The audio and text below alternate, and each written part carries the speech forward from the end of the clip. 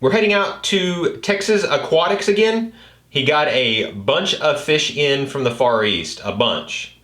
So we're gonna head on over there and do an unboxing, and we're gonna try to make this a little bit different this time. I'm gonna try to ask him some questions. I'm gonna try to get him to pour out some of the information that he knows about these fish, so that you guys know the owner of the store. His name is Paige. His father bought a local fish store, or started a local fish store in 1974 when Paige was about 8 years old. So Paige has literally been in this business for over 40 years. So the amount of knowledge that he has it's overwhelming. I mean, it's absolutely overwhelming. He knows a tremendous amount. So I'm gonna try to get him to give me a little bit of information about the fish as we go. Maybe you can learn a little bit something that you didn't already know. I totally enjoy being around him. It's cool being able to learn all these things. So sit back and enjoy yourself as we check out the fish. Once it's cleared customs, they send it on its way. There is no further custom involvement once it clears customs in a certain area. Clears customs in LA, it's done. There are times you clear customs in Dallas. There is a custom place in Dallas you can clear stuff with. But I don't deal with any of the Dallas. I don't know any Dallas wholesalers that do this. But the other thing, there are things that clear customs, like in Miami. Stingrays are legal in Miami. They're not legal in Texas, but they'll clear customs in Miami and they'll be fine in Florida. Nobody cares about them. But then they ship them on to Texas, and sometimes they get caught with that. They're not supposed to do that. Here's the way bettas ship in. These are double tail half moon bettas. There's 50 bettas in here. They're in 2-inch by 2-inch bags. That's the way bettas are shipped. Wow. So we open the bettas up and put them in our cups. Okay. More bettas. These are Cambodian crown tail bettas. 50 more bettas. This is the way bettas all come in, no matter how expensive they are. These are Amano shrimp. These are the shrimp that eat the algae and clean the tank up for your planted tank.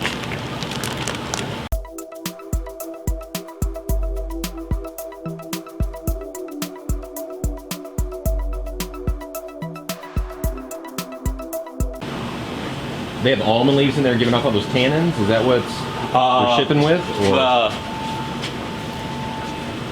A lot of times they'll ship a lot of times the discoloration will be, almond leaves will discolor them. The green color here is acroflavine. Acroflavine is a antifungal, antibacterial stuff that they ship with. But these are the Indian pea puffers. That's just a regular pea puffer? Yes. Okay. Well, that's where the pea puffers come from, India. They're from the rivers in India. That's the only place that these are from, but they are raised in captivity in Singapore. Singapore breeds just about everything you see in the hobby. Singapore can breed, but the only thing that they don't really do a lot of is African cichlids, but they breed all the other community stuff.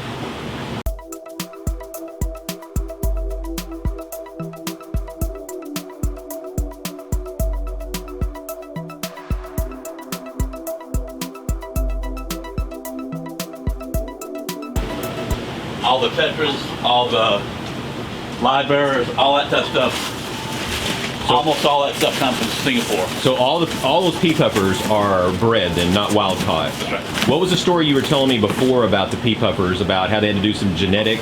Yeah, they have actually, that's one of the few fish, what's one of the few islands besides humans that they've actually got a genetic map of, and I think they had to do that to get them to figure out how to breed them. Okay. There's very few things that they've coded genetically, but the pea puffers is one of them.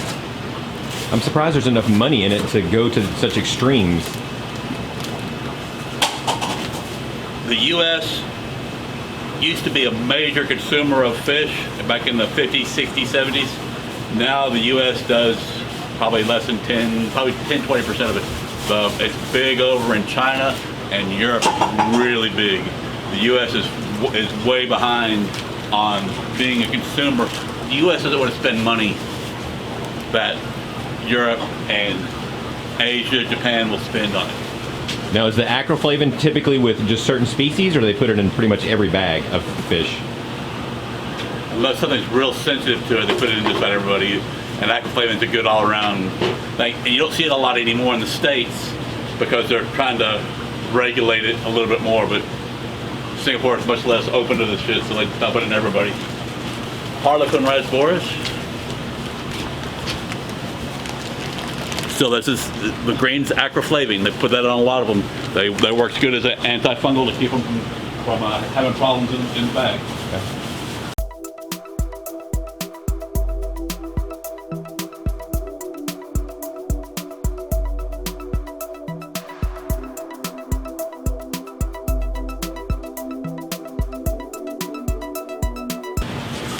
Rummy nose Tetras. They'll have they're in the bag. They're stressed. You don't see the red nose.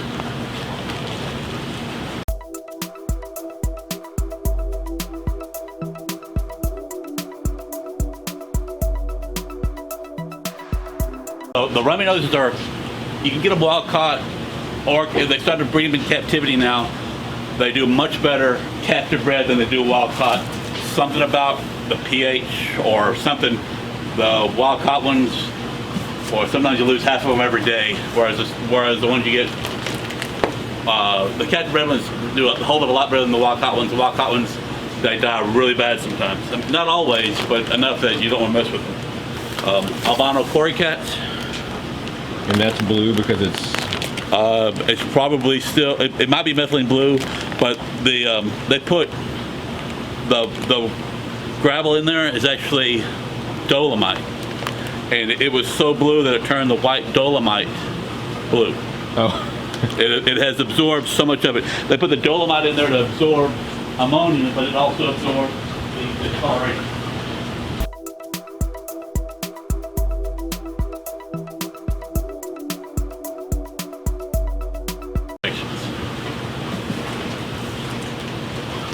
Irridscent sharks, pangasius catfish.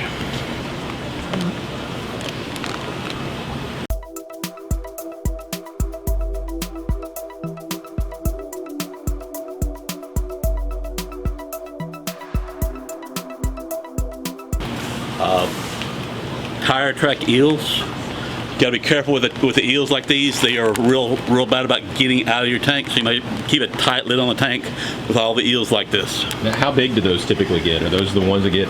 These guys get pretty good size. I'd say 15 to 18 inches long. Fire eels get bigger, but the tire track eels are more aggressive, more. You gotta be careful what you put them in with. They are more likely to pick on other fish than the fire eels are.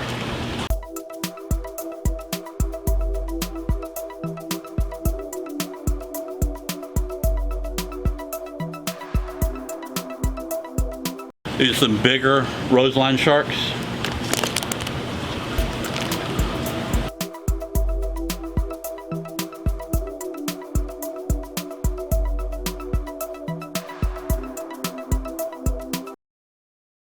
Used to be. Okay, we got some big Swordtails. They're just a mixed batch? Yeah, this is just an assorted Swordtail. Got some reds and some blacks.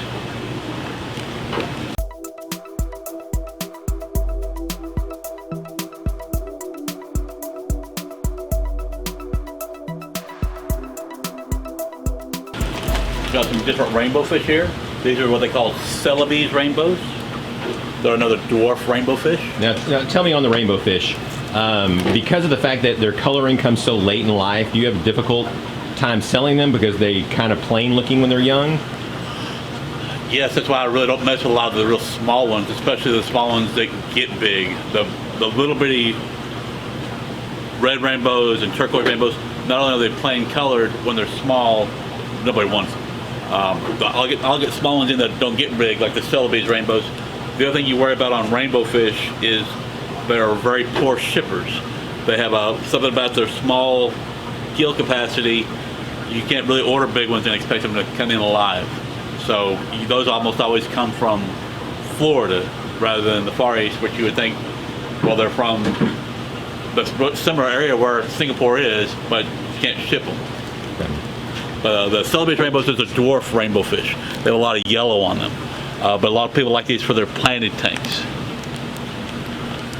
But you cannot put the dwarf rainbow fish with the big rainbow fish. The dwarf rainbow fish will lose.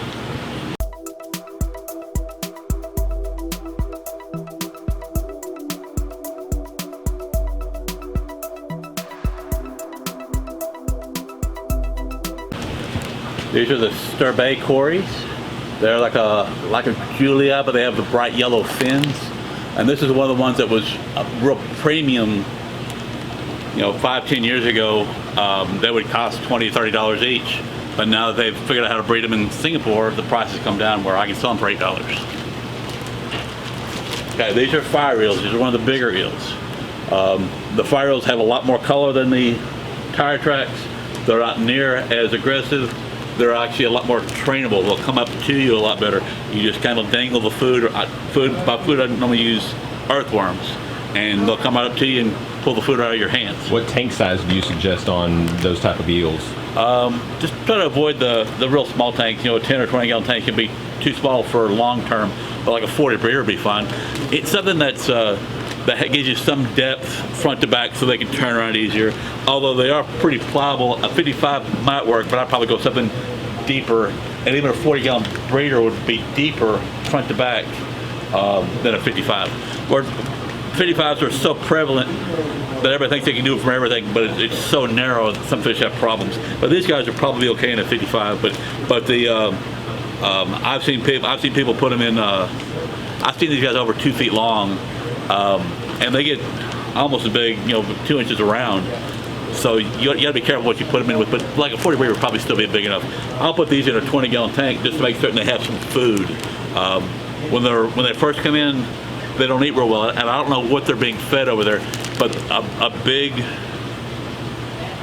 thing what they feed over there is tubifex worms.